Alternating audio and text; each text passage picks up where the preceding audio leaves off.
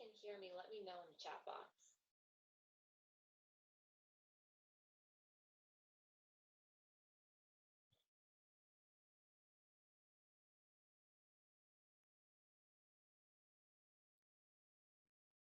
Awesome.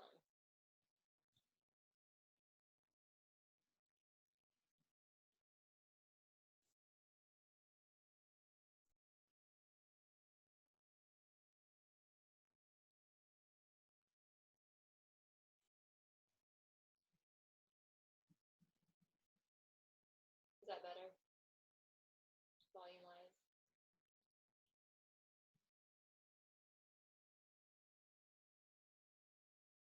A little louder. Got it. Better?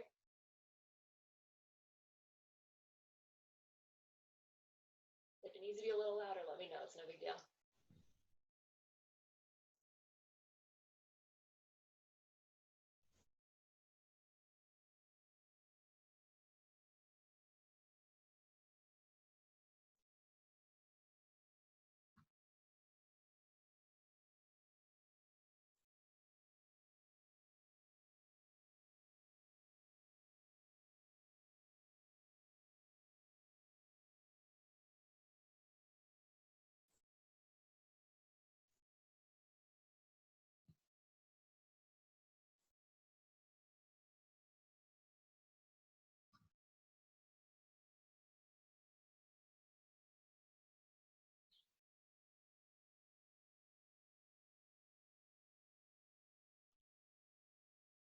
Can you guys see the PowerPoint slide that says week 2?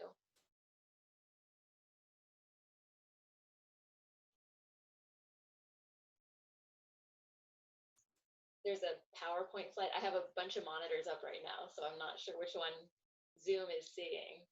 But there's a slide up. It's a little bit orange and white. It says week 2 on it. If you can't see that, let me know. I'll work it out.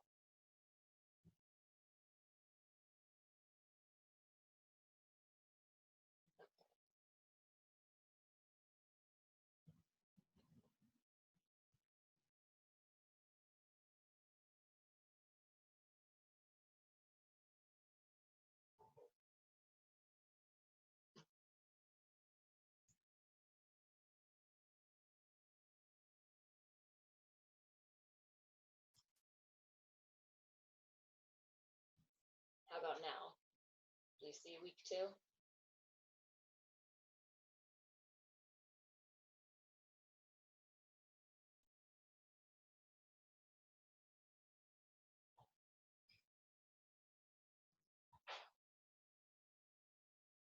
Hey James, welcome. Are you guys seeing the slide yet? Week 2? I'm so used to using GoToMeeting with Wholesale. So using Zoom is a little bit new. All right, let's see.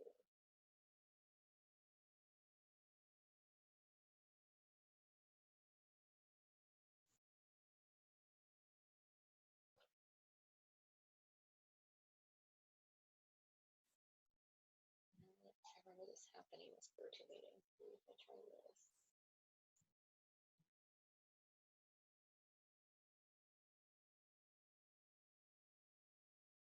Interesting. But that's what you're seeing. Very strange. But thank you for letting me know. It's really helpful.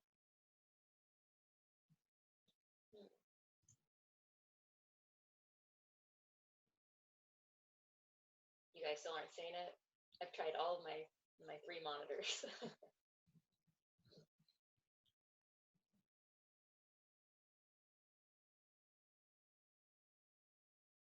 No, okay. This computer has had some problems so far. Let's see.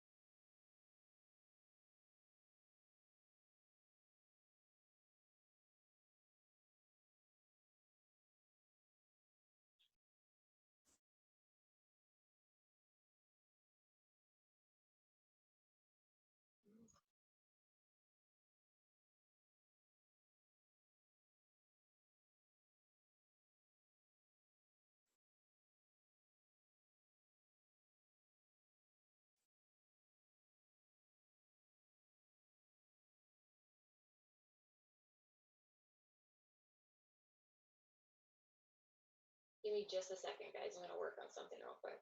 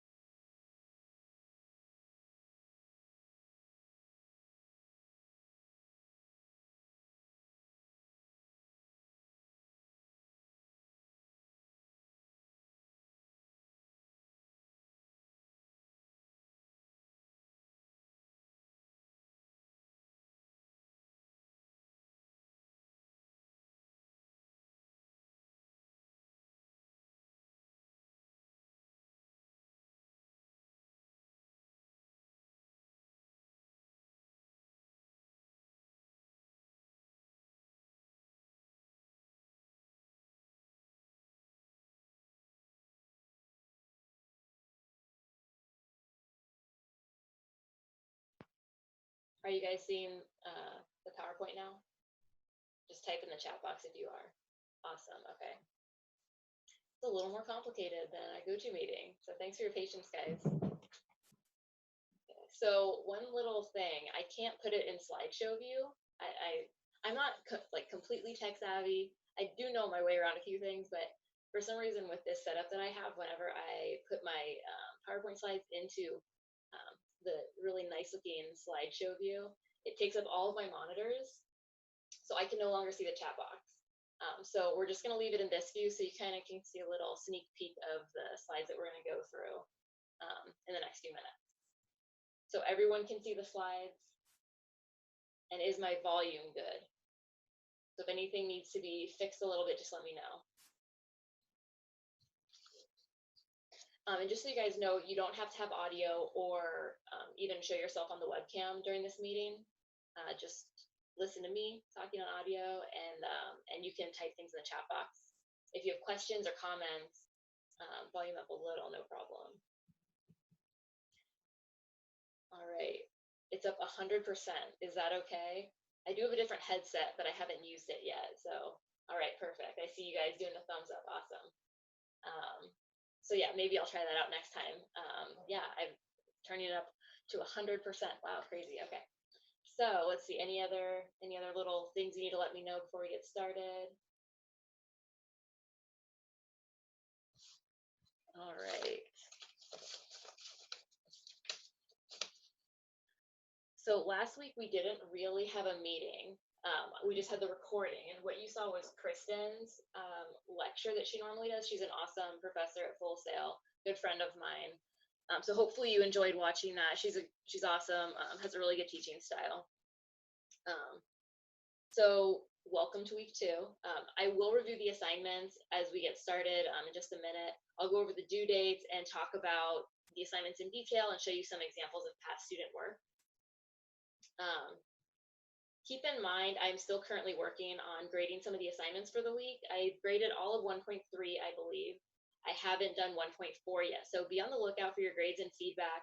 Check out the feedback. Let me know if you have any questions. I'm here to help you guys throughout the month. And we can touch base as often as you'd like. I check emails within 24 hours. So it's really important to read the feedback that I leave you on assignments.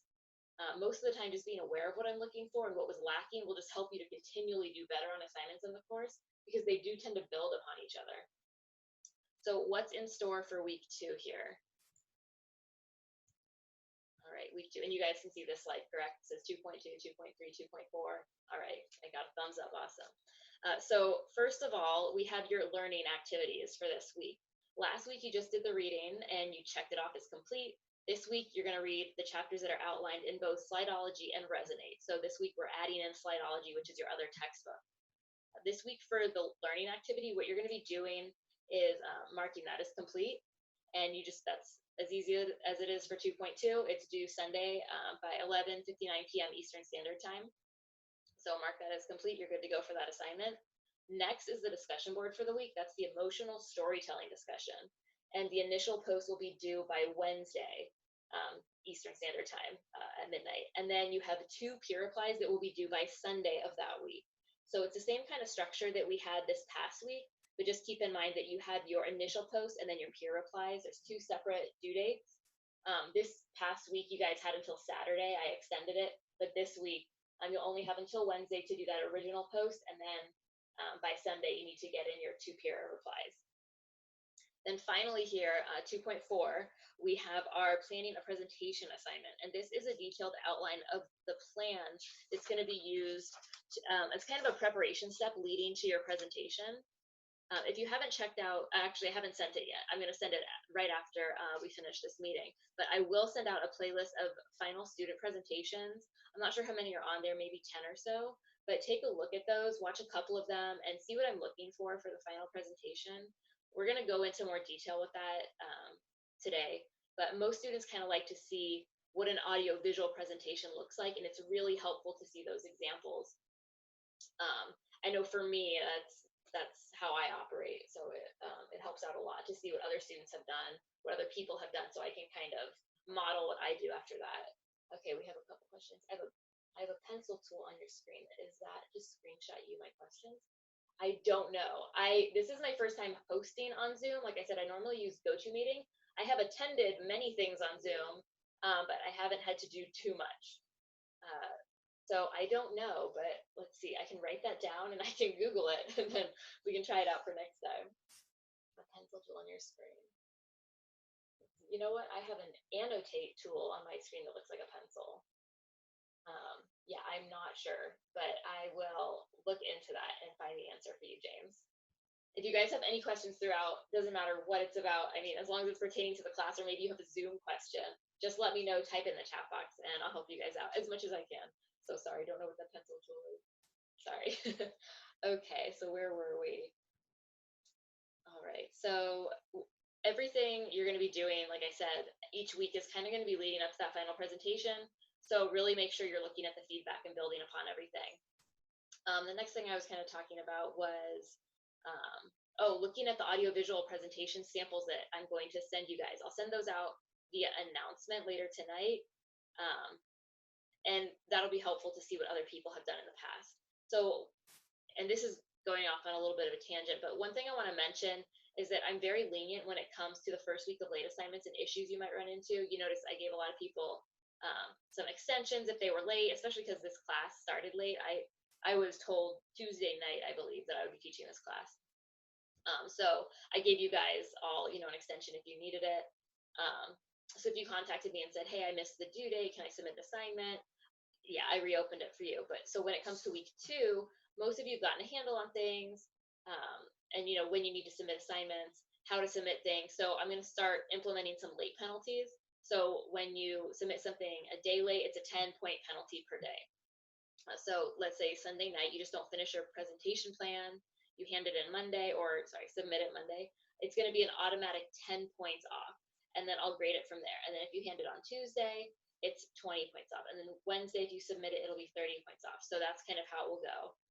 So I'm hoping this encourages you to get things in on time, because I mean, it's only the class is only a month long. So anytime you're even a day or two late, it can really start to become overwhelming. I've had students in the past who started getting very overwhelmed just from falling behind a day or two. So really try to stay on schedule with that. And week 3 or 4 go by really fast. It's the same number of hours as week 1 and 2. But I feel like the assignments just kind of increase in difficulty, and kind of the amount of time it takes increases to kind of focus on what you're working on. So it's really important to stay on track and submit all your work on time. Next, we're going to talk about a little more in detail the emotional storytelling discussion board. So if you guys have any questions, like I said, just put them in the chat box. I'm not great at checking the chat box while I'm lecturing, but I do check it periodically. So if I completely miss your question, you can type it again. It's no big deal, or your comment, that's fine. Okay, so back to the emotional storytelling discussion board. Let's see. Okay, so you're gonna, the discussion assignment that you're doing here, the emotional storytelling, it's also called the vocal toolbox assignment. That's kind of the nickname for it. You're going to be watching a TED Talk by a man named Julian Treasure. And in his TED Talk, he's going to go over the vocal toolbox. It's also a model called HAIL. And these models go over different ways to engage an audience and really work on your voice when you're presenting information. So what you'll need to do, let's see, let me skip a slide.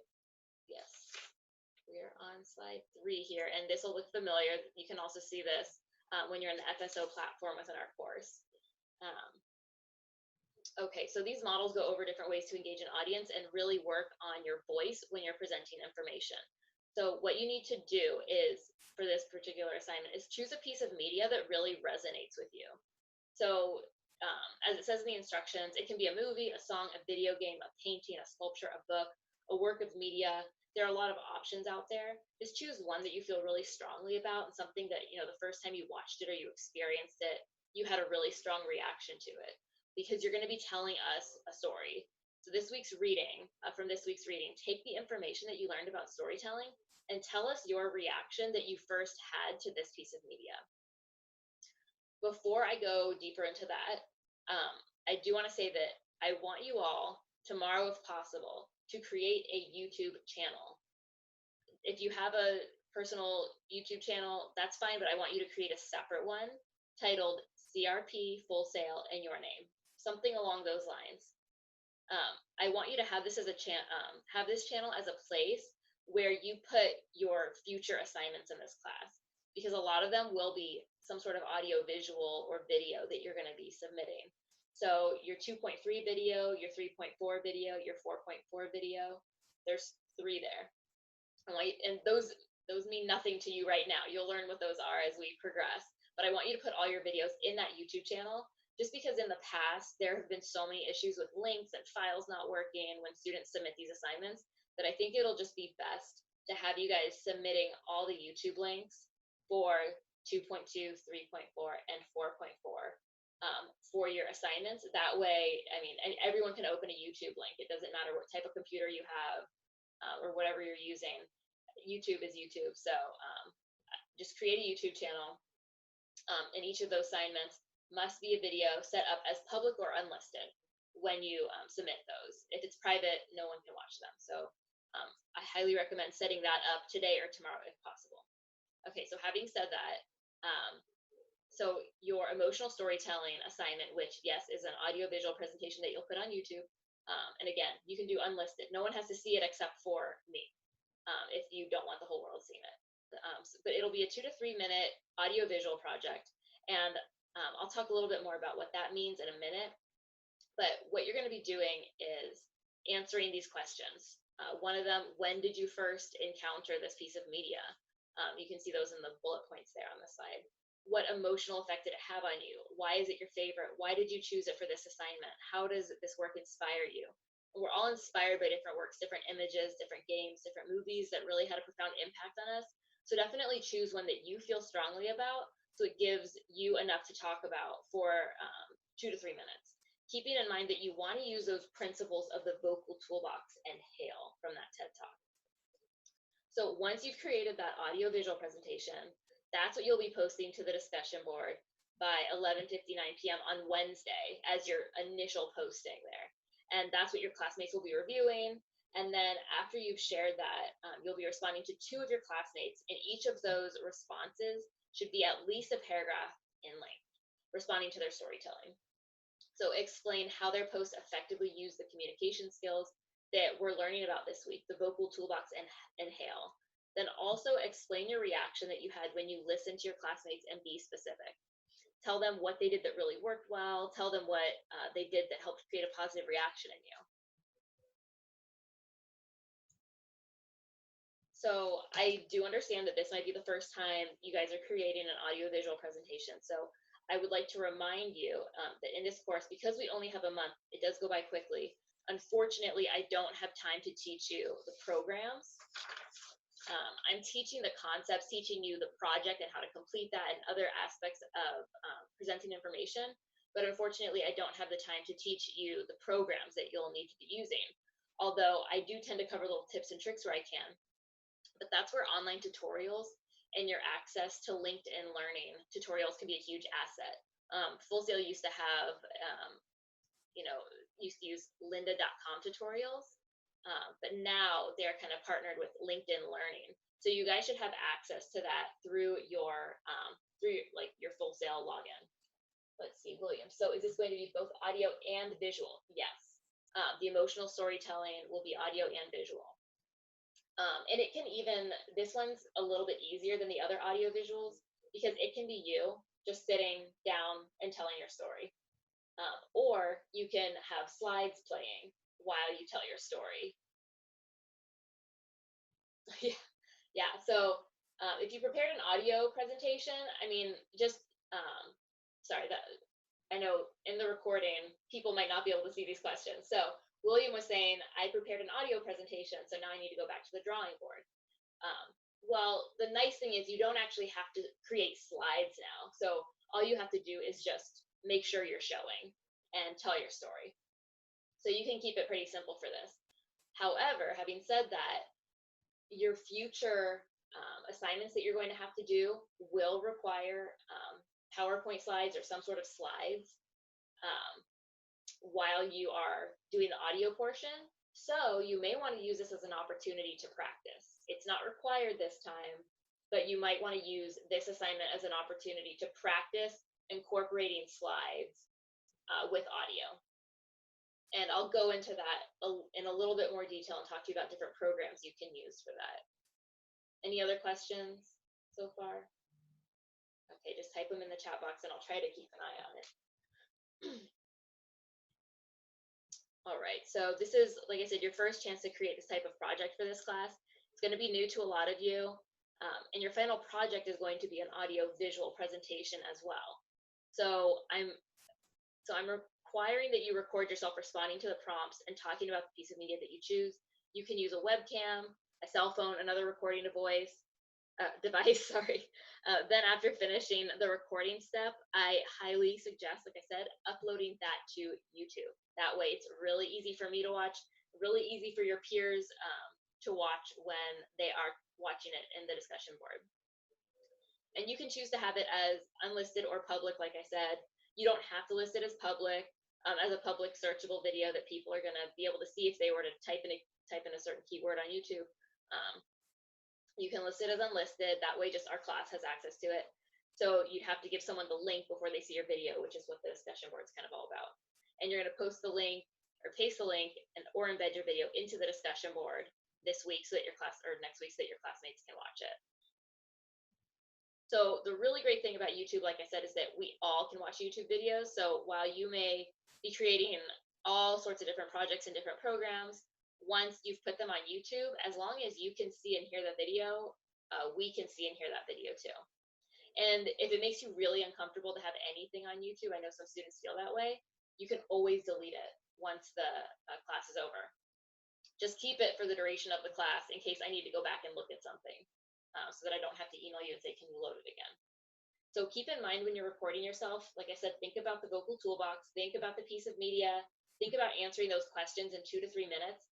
Timing is very important, not just in this class, but in the real world. So you want to make sure that your project meets those time requirements. Also, think about clarity, think about the volume of your presentation. You want to make sure that we can hear you. If you're showing an image of your piece of media or a sound clip, you need to make sure that it's just a brief part of this presentation so that you focus more on answering the questions and telling the story of how the media has affected you. So, it's only 2 to 3 minutes long. You don't want to spend 1 minute saying, this is the song that's really moved me. And then, half of your time has been taken up by that.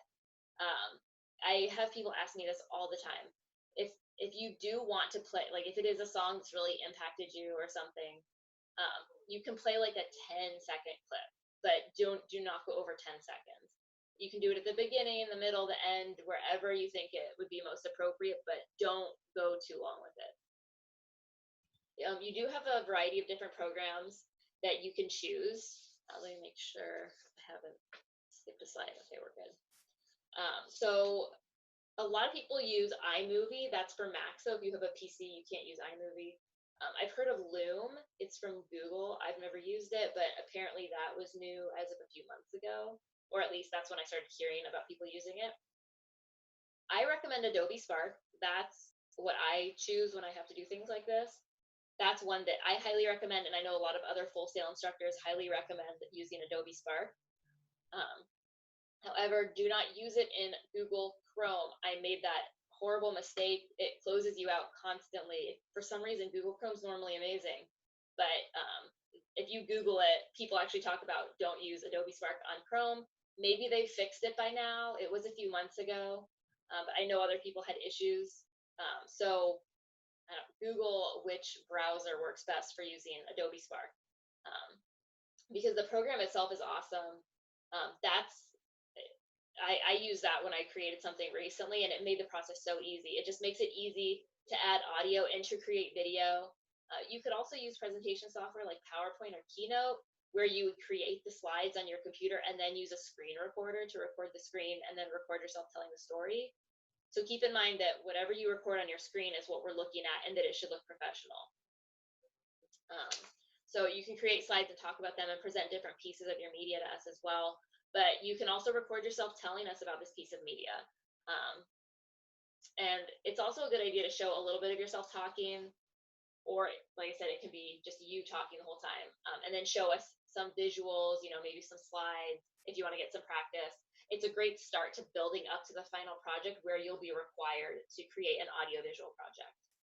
But once again, remember, uploading it to YouTube and then providing the link in the discussion board, that's really important so I can see your video, play the video, and it does need to be in push to play format. And what I mean by that is it just needs to be in video format so that all I have to do is press play and the project is ready to go.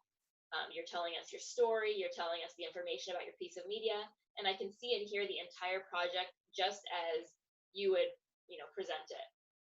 So just the push of a button and I get to watch. So what won't work for this project is to turn in a PowerPoint presentation or a Keynote presentation, because again, it needs to be in that push to play format where you hit play and we can watch the whole thing. Whereas if you turn in a PowerPoint file, we're not really going to know which visuals or which slides go along with which narration. So we really need that video format in order to get the full effect. And again, this is really great presentation for your final project. And just, I've had students in the past submit this assignment and it's, narration that goes along with each individual slide, or narration that just goes along and it doesn't quite match up to the slides. And so Adobe Spark, I feel like, eliminates all those problems. And I have had students ask, and I don't mean to just push Adobe Spark, it's just my favorite. So you can use whatever you prefer. But I think you can get into Adobe Spark using your Full Sail credentials, but even if you can't, there's a 30-day free trial.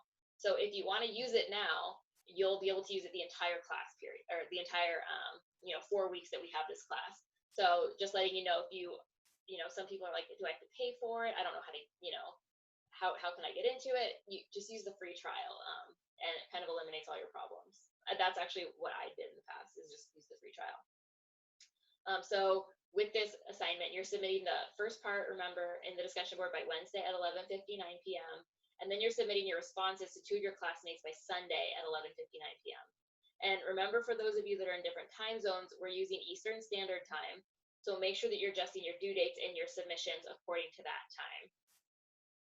So at this point, does anyone have other questions they want to add to the chat box? And I can add, okay, I'm seeing some, nope, we're good.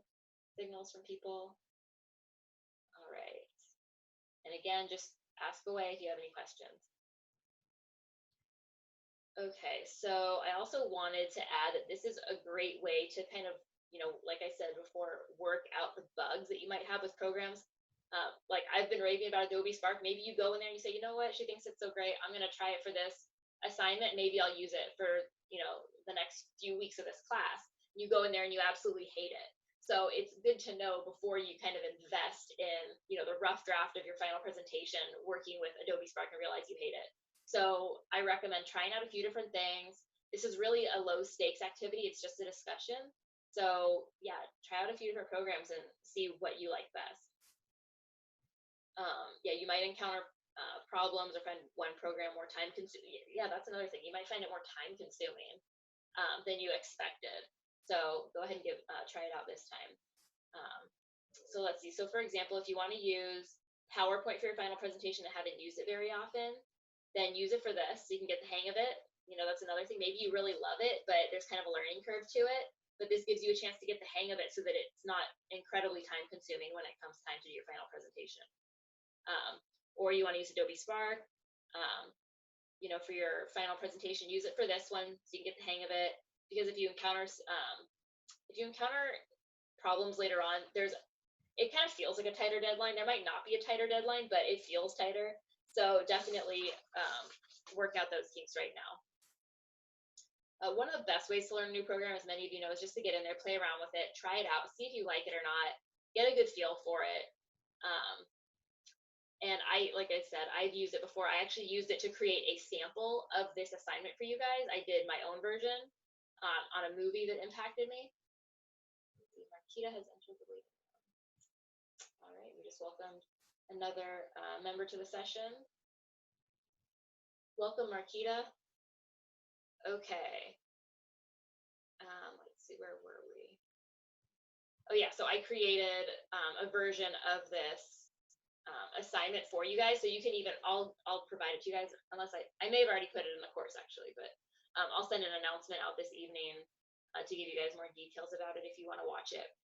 But anyway, I created it. It did take a few hours. It was really easy, but it was also very time consuming. I don't know, it took maybe an hour or two. So just be aware when you're working on these assignments. I recommend with any assignment, try to get it done 48 hours in advance, because a lot of this has to do with technology, and you might come across an obstacle you didn't anticipate. I feel like that happens all the time. So always try to get stuff in a little bit early. Also, that way, if you have questions, I can get back to you. I take about 24 hours to get back to you. So if something's really urgent and you realize I might not be able to see what you had asked me before the deadline, you'll want to avoid that in the future. So make sure you give me plenty of time to respond. Make sure you give yourself plenty of leeway so that you don't feel incredible pressure when you're working on something.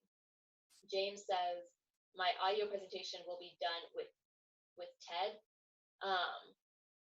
No, your audio presentation, James, are you talking about for the emotional storytelling assignment? The one that'll be due this week?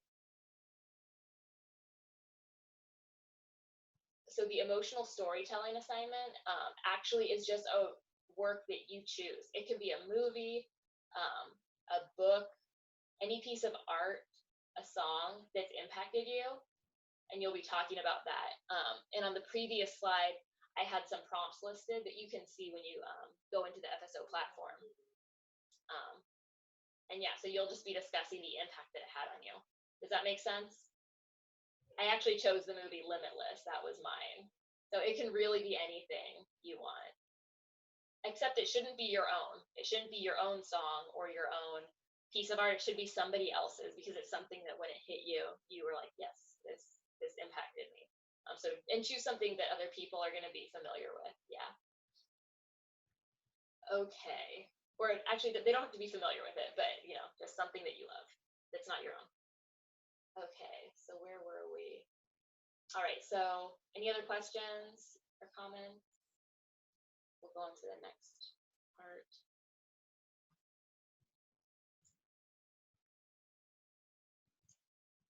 All right. So we're going to move on to the planning and presentation assignment. And this is kind of a stepping stone to your final presentation. So let me go over that for a second.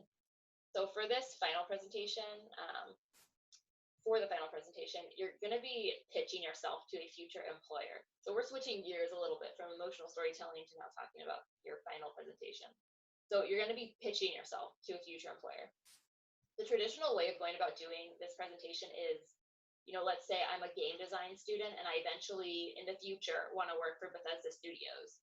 So I would be pitching to Bethesda to say, hey guys, or maybe not hey guys, hey Bethesda, I want to work for you. This is why I should work for you. That's just in a nutshell. That's not actually what you're saying, but in a nutshell, you're saying, hey Bethesda, I want to work for you. This is why I should work for you. These are the qualifications I have. This is the position I want. This is why you should hire me. And of course, you'll be including all kinds of specifics in that pitch, but in a nutshell, that's what your presentation is going to be. Each presentation is going to be completely unique and different for each person because each of you have different career goals. You're in different programs. You have different things you want to do. So I would say most students go with that first route of, hey, I want to work for an established employer. But then you also have students who want to work for themselves. They want to start their own business. They want to start their own recording studio. They want to freelance or be their own boss. So if you fall into that group, you might be pitching yourself to future clients. So let's say you want to be a music producer and you're looking for clients to produce an album or something along those lines. Then you're actually going to be pitching yourself to future clients. And that holds true if you want to do graphic design, you want to do creative writing, you want to freelance. You don't want to work for someone else. Then you're going to be pitching yourself to a future client or an investor. So in this situation, your pitch would be more along the lines of, hey, I need $1 million to start this company, and this is why you should invest in me. So those are usually the two categories people fall into, pitching to investors or potential clients because they want to be their own boss, or category number two, pitching to a potential employer at an established company. There are other options. For example, this happens a lot with creative writers. You guys want to write a novel, or I've had some students who want to start their own indie magazine. So it's the same sort of thing. You're basically working for yourself and you're your own boss, but you might be pitching yourself to a publisher. So let's say you're writing this book and you want to pitch it to a publisher. So they'll pick you up and publish your book and promote it. Or you also could be pitching yourself to clients. So that's kind of the scenario there. So having all this in mind, what you want to do in the future is key for planning out this presentation. And I'll show you why that is in just a minute. So you'll want to ask yourself these questions. Do you want to work at an existing company? Do you want to start your own business? Do you want to start a program or an event? So what you see here on this slide are the 5 main categories that students fall into when working on this project. But there's other ideas outside of these as well. If you ever have a question of, hey, this is what I want to do with my future, how does this fit into this project? You can always send me a message or email and let me know, and I'll help you figure out how that would work for this assignment. So those are the different categories normally. These are the guidelines for the presentation plan, and this is going to kind of help you outline your ideas before you do the final presentation. This right here these are the basics of what I'm looking for. Each one of the bolded categories is how I want you to break down your presentation plan. So I'm going to go through each one of these just to kind of give you an idea of what I'm looking for with each of them. So who is your target audience, that first one there? Students tend to have a really hard time with this. People will just say, everyone's my target audience. Or they'll be vague in some other way, like clients are my target audience. But you have to be specific. So for instance, if you want to work for someone else, your target audience might be the company you want to work for. The executives at Bethesda Studio would be your target audience if we go back to that example that I used before. Or if you want to be a record producer, your target audience would be the clients you would potentially work with. But you need to get more specific. You want to be very specific. So don't just say, my audience is anyone who wants to record an album. You want to kind of get narrower and narrower. What genre of music? What age group are you looking to work with? Are you looking to work with males or females? Are you looking to work with a specific geographic location? You might want to work with people in the Southeast or California or some other specific location. So you want to get really specific about the clientele that you want to work with. What is their actual name? It should be someone or a company that already exists. Um, you know, that way it kind of helps you too. If this is really something you want to do for the future, it helps you to kind of get an idea of who you really are targeting, who your goals, where your goals are actually specifically taking you rather than keeping it vague. So if you're writing a book, for example, who's going to be your target audience? Who's going to purchase your book? Who's the type of person who goes into Barnes and Noble or logs onto Amazon and purchases the type of book that you're writing? So be specific about that. If you write a book or you record an album, even though you might want it to be this way, not every single person is going to be in your target audience. It might feel like everyone could potentially be your target audience, but you need to be realistic about it. They're going to be a set of demographics that fit your target audience, so you want to be very specific with that. Next is, what is your true message or big idea? So this is what you want to accomplish. In a little while, we're going to talk about your what, your why, and your how, and this will make more sense in a few minutes. But what is it that you want to accomplish in your field? Do you want to write the next Twilight? Do you want to record the next Grammy Award-winning album? Do you want to create a certain video game? What is it that you want to create? Or how do you want to influence your industry is essentially what we're looking for there. Next, we break it down into the beginning, middle, and end. So of course, every story has a beginning, middle, and end, and that's what we call the flow of your presentation. So what are you going to be talking about in the beginning? What are you going to be talking about in the middle? And what will you be talking about at the end of your presentation? And this will make more sense when we get into the why, the how, the what of your presentation. So that's the beginning, middle, and end. And finally, your STAR moment. And STAR is an acronym for something they will always remember. Let's see, let's make sure I didn't skip a slide. I thought I had a picture for that one. Oh well. So STAR is something you always remember. This is going to be what quality set you apart from everyone else in the industry. How are you unique? There might be 100 resumes sitting on someone's desk for one position that's open. Why are they going to choose you? Why should they choose you? We'll talk about STAR moments in just a few minutes as well. But it's a good idea to kind of have a good understanding of the different parts of the presentation plan so you know how to fulfill those and what the expectation is for each of those. Later tonight, I'm going to send out the template with my follow-up message, and the template will kind of, I'll explain it in a little bit, but I highly recommend using the template. If you use the template and you fill out all the information in detail, you'll be good to go. It asks you who's your target audience, what's the big message, and everything else we've just been going over in the last few minutes. So use that template. I'll send it as an attachment so you can just download it and fill it in. It'll help you collect your thoughts and get them down on paper successfully.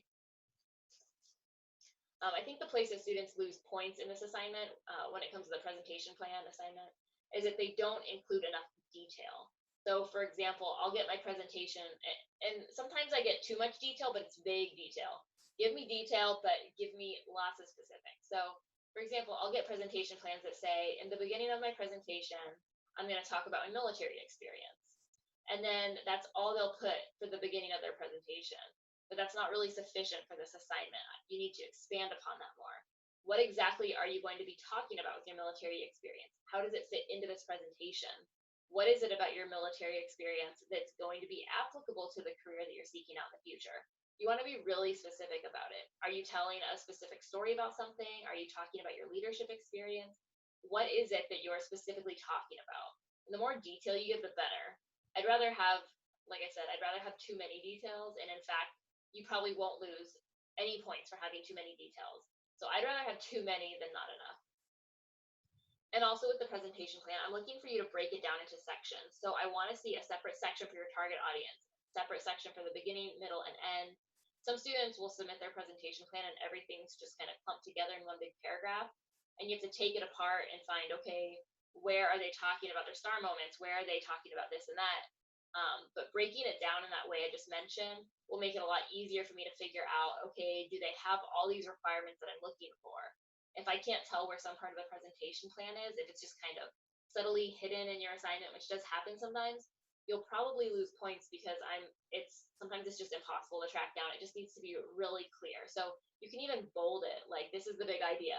If you feel like it's kind of getting jumbled and you didn't really lay it out exactly right, bold it or underline it or something so it doesn't get hidden in there. The other thing is, I'm not looking for a script of your presentation. So please do not submit a script. That's not what I'm looking for. If you submit a script, I'll give you feedback that says this doesn't meet the assignment requirements. Please put this in the format of the plan instead. So that's just a heads up. Scripts will not be accepted for the assignment. Moving on here.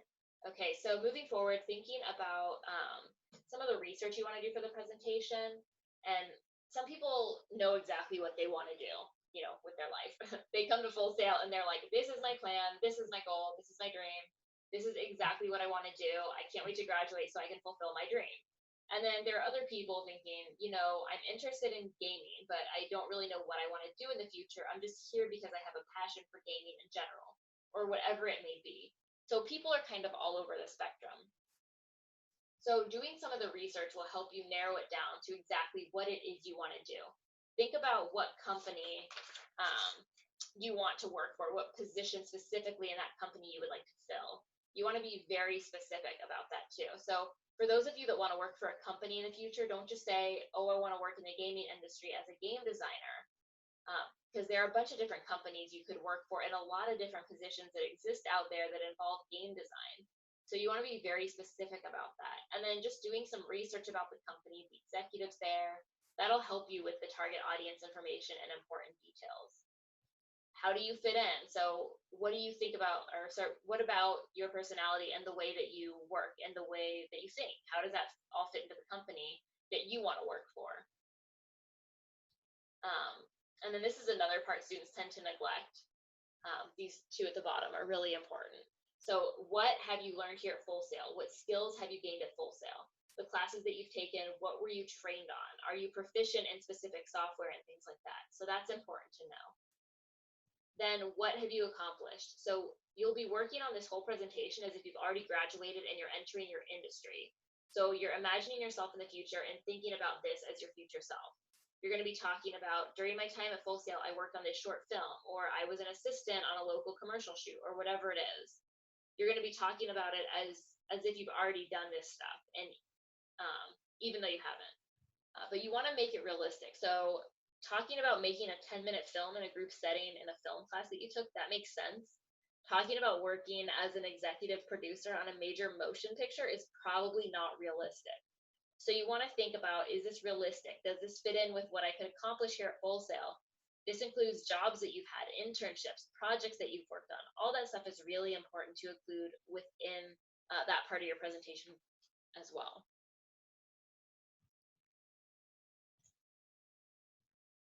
Okay, so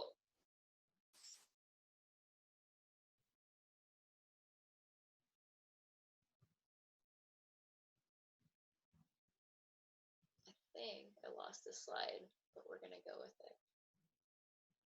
Okay, so one of the things that I like to show students when it comes to research is just a quick example. Oh, there it is. Okay. Just a quick example of how to research a career that you might be interested in.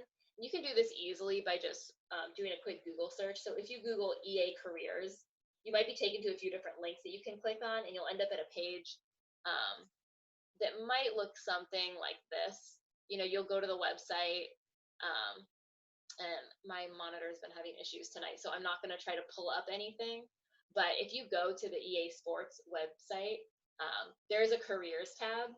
And if you click on it, it actually looks a lot better than this now. This is an old version of that, but their site looks really good, actually really visually appealing. And they'll have a selection of different positions that look a lot better than what you're seeing on the screen here. But anyway, so it does look slightly different now, but this is still just the general idea. And some people aren't crazy about EA Sports, but they do have a really good career site. So that's why I tend to use this example. So most large companies, no matter what industry you're in, are going to have some sort of computer or job or employment site. Sometimes you kind of have to look for it really hard, but pretty much every company will have some sort of career menu item, whether at the very top of the page, within a different menu or at the very bottom of the page. So it's just really great to go to these different sites to research what's popular within the industry right now.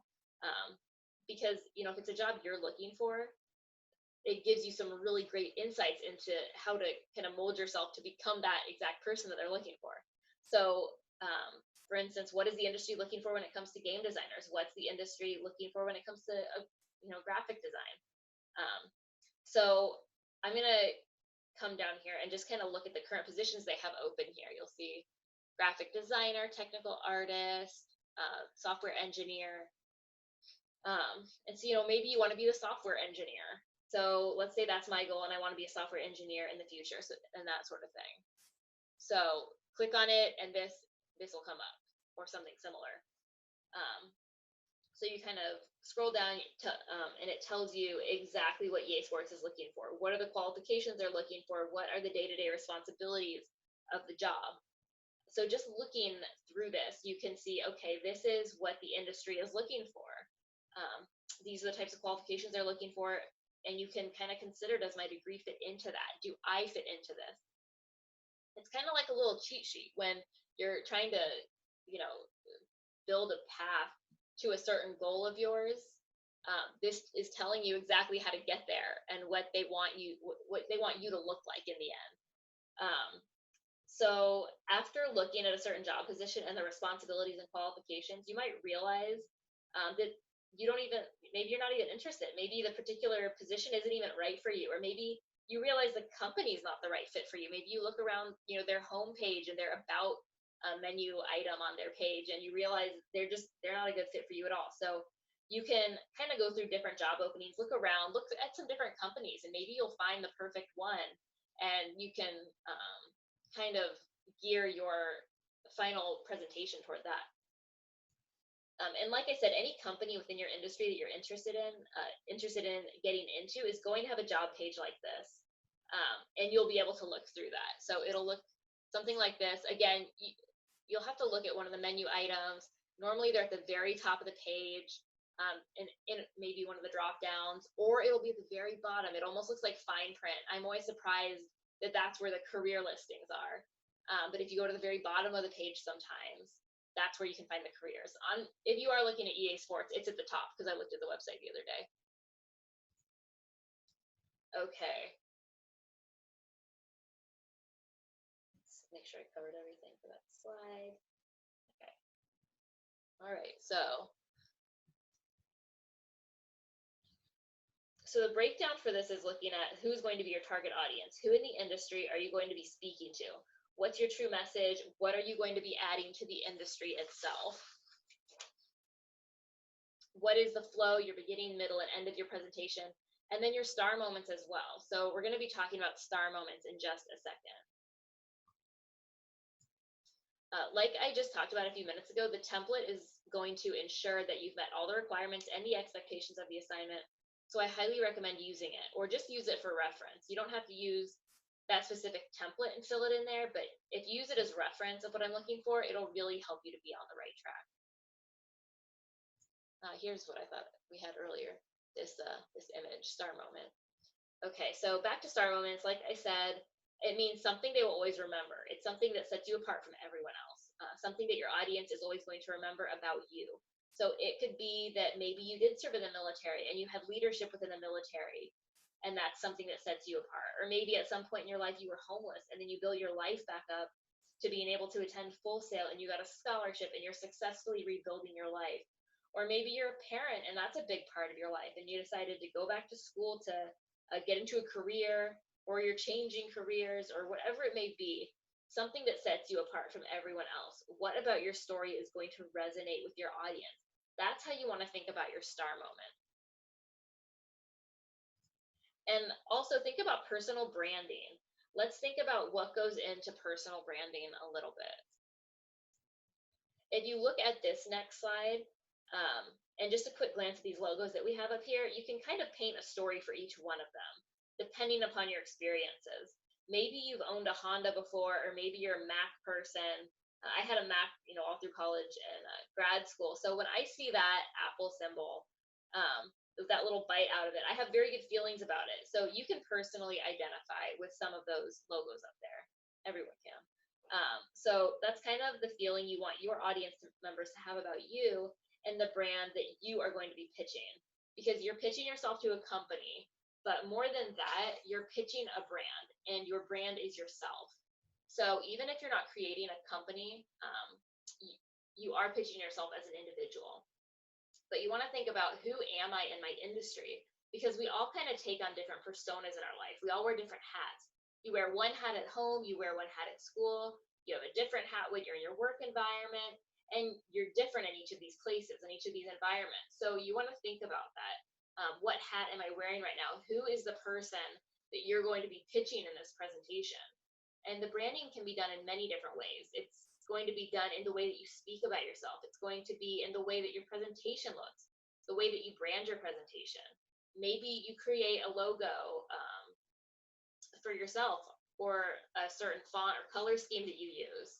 And we'll be talking much more about visual aids next time, but it's really all about how you want your audience to perceive you and how you want them to remember you.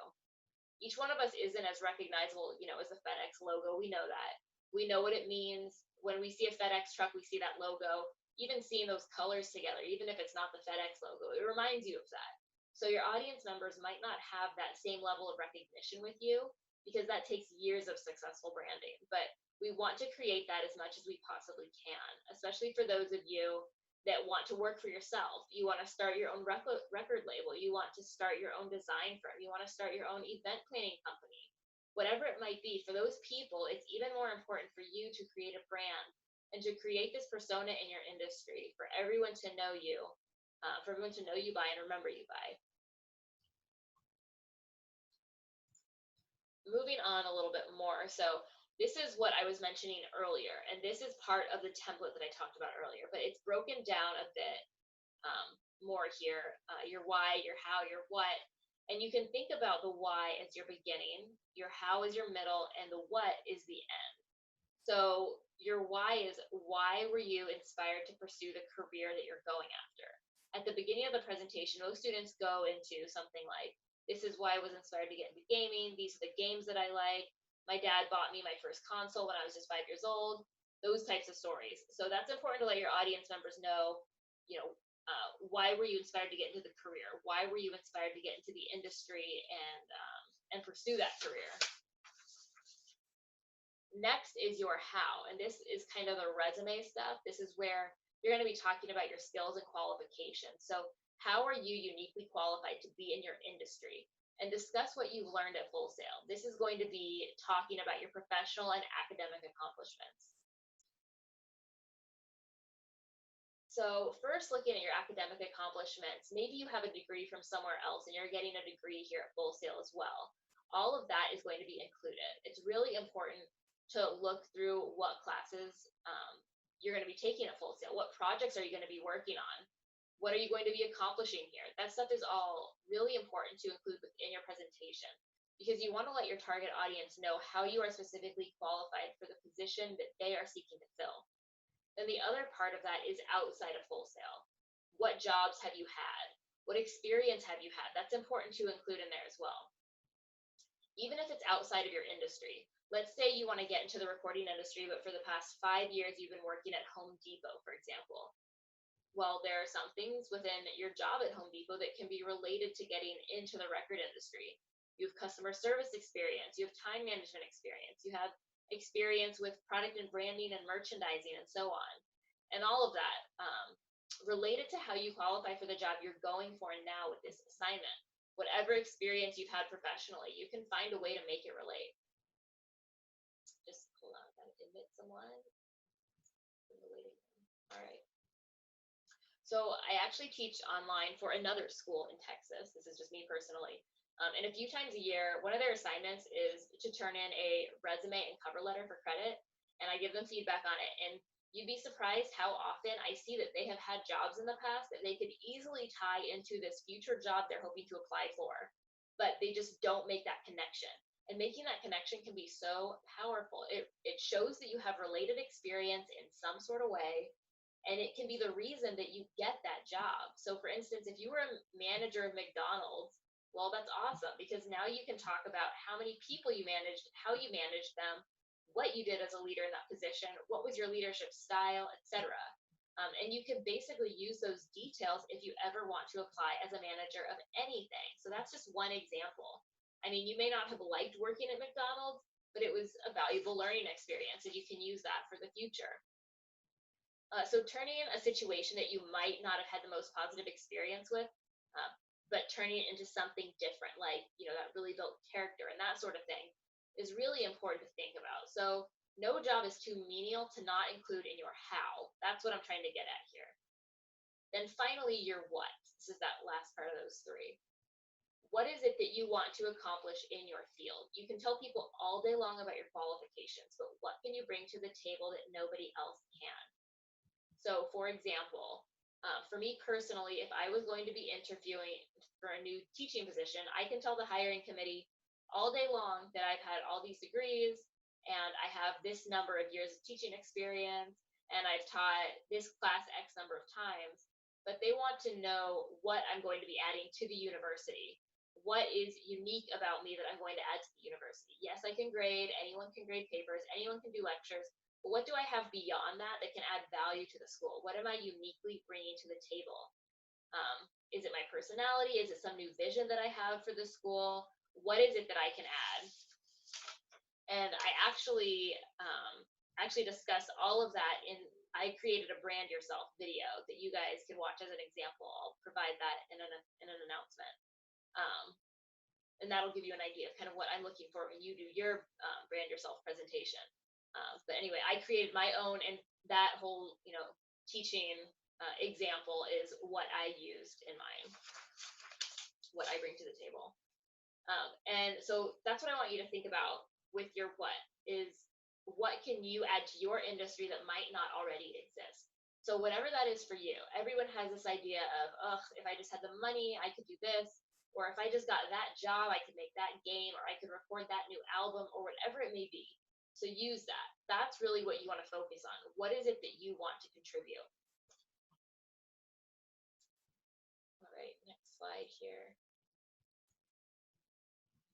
So throughout all of this, you always want to focus on your audience. What is your audience looking for? You're going to be speaking directly to them. So in your presentation, it's going to go something along the lines of, good afternoon, Bethesda Studios. Thank you for joining me today.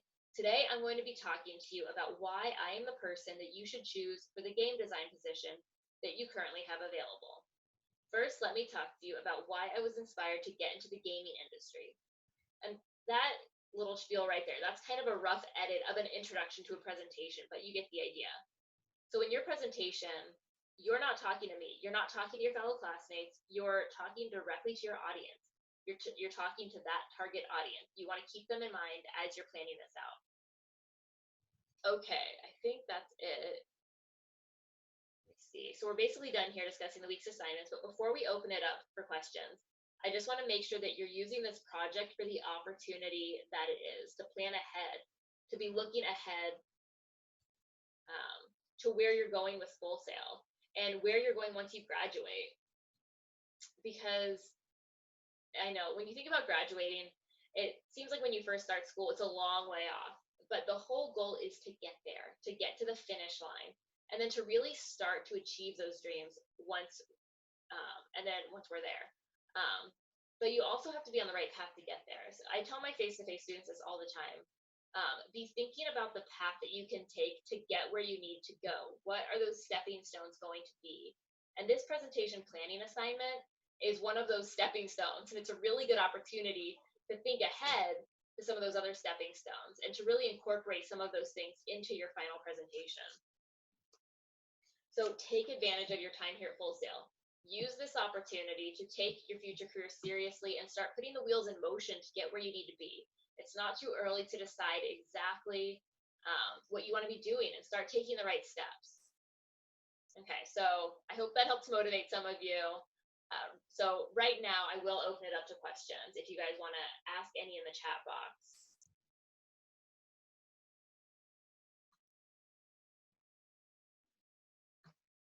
All right, so while I'm waiting, And again, you can put these in the chat box, or you can even message me later. Like I said, I'll answer my messages within 24 hours, except on the weekends. Weekends 24 to 48. But while I'm waiting for questions, I just want to reiterate a couple things. Make sure you're hitting those deadlines for the week. Make sure that you are using the template that I mentioned. And again, I will attach that to an announcement that I'm going to send out within the next hour or so. Use that template. It'll really help you. It's basically just like a worksheet. You get to fill it in with a lot of details, though. Before you even get into any of the planning part of this, if you have not watched the student example presentations, again, which I'll provide to you, do that as soon as I post it, as soon as you can, maybe tomorrow. It should be one of the first things that you do before you get started working on your assignments. Watch one or two of the student samples. Maybe you want to watch one that's within your industry. There's a broad group of different brand yourself presentations that I have included from so many different industries. So go ahead and pick out some that are in similar industries as the one you're interested in, to kind of guide you as you start working on these assignments. So, maybe if you're a film person, you want to go in there and watch a presentation from someone who was in the film program. Go ahead and do that so you can get a good idea of what I'm looking for the final presentation. Everyone else might not be like this, but I'm one of those people that loves to see samples. I think I said this earlier, but I love to see samples of other people's work. It really helps me. And in fact, I always watch other instructors' lectures on YouTube or sit in on their face-to-face classes before I start working at a new school, because it gives me a really solid example of what that specific school or department expects from me. There is no shame and nothing wrong with modeling what you do after someone else who already did a great job in a similar position. It's okay. It just makes life easier because it takes a lot of guesswork out of what you're working on. So I just recommend that you all take a look at those sample student presentations and see what other students have done. It can be really helpful and more helpful than you might think. All right, I don't see any questions. I'll stay here for another 30 seconds or so. And again, if you don't have questions, or if maybe they pop into your head later on, go ahead and send those to me on the FSO platform. Send me a message and I'll be happy to answer any questions. So yeah, you guys are free to go start working on your assignments or whatever you'd like to do. Remember, again, the template final presentation playlist, those sample presentations I just talked about, will be sent out tonight with my follow-up message. So we're going to leave it there. I'm going to end the recording, and good luck with week 2, guys. Let me know if you have questions, and I look forward to seeing your presentation plans. Have a good night, everyone.